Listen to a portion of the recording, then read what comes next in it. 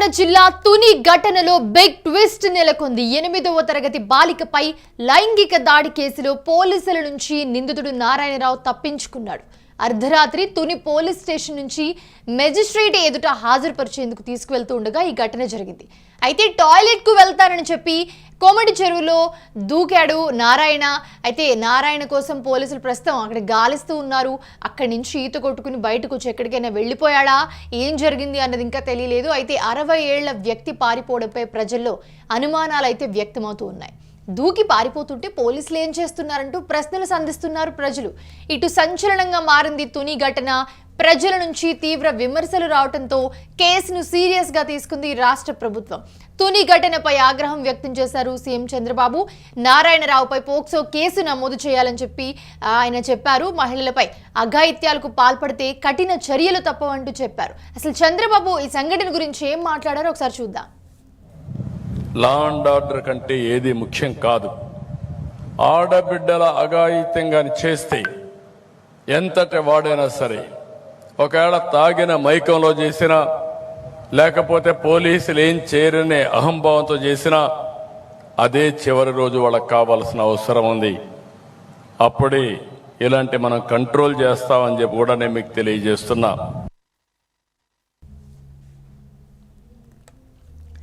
So విద్యార్థులకు పటిష్టమైన భద్రత కల్పిస్తామని చెప్పి హోంమంత్రి అనిత ఈ ఘటనపై ఆవిడ మాట్లాడడం జరిగింది. ఇలాంటి ఘటనలు పార్టీలకి అంటగట్టొద్దు అంటూ కూడా హోంమంత్రి అనిత సీరియస్ అయిన సిచ్యువేషన్ మనం చూస్తూ ఉన్నాం. ఇటు తుని ఘటన సంచలనంగా మారింది. ప్రజల నుంచి కూడా తీవ్ర విమర్శలు వ్యక్తమవుతూ ఉండటంతో కేసును రాష్ట్ర ప్రభుత్వం సీరియస్గా తీసుకుంది.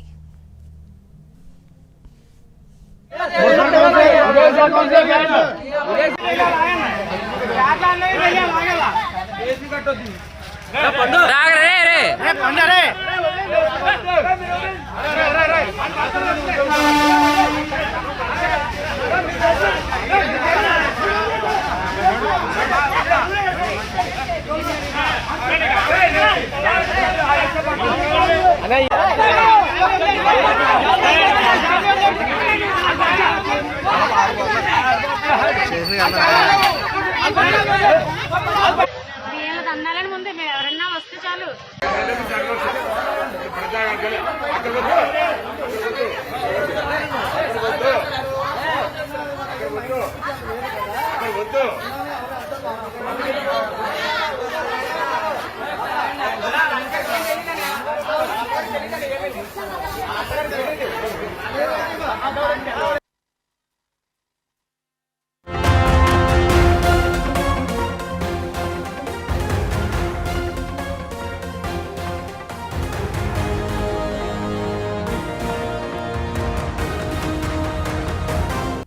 కాకినాడ జిల్లా తుని ఘటనలో బిగ్ ట్విస్ట్ నెలకొంది. 8వ తరగతి చదువుతున్న బాలికపై లైంగిక దాడి కేసులో పోలీసుల నుంచి నిందితుడు నారాయణ తప్పించుకున్నాడు.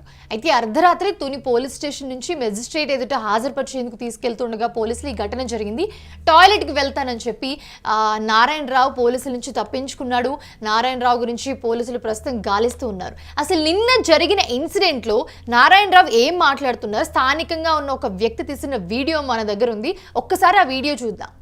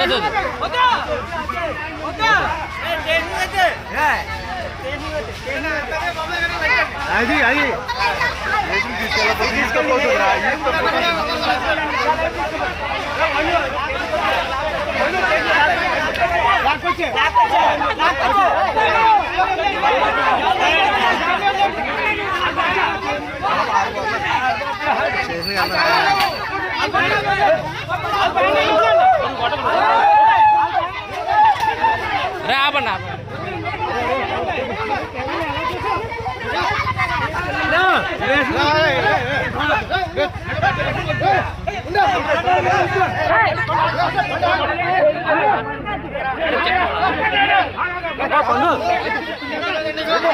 తీసుకెళ్ళి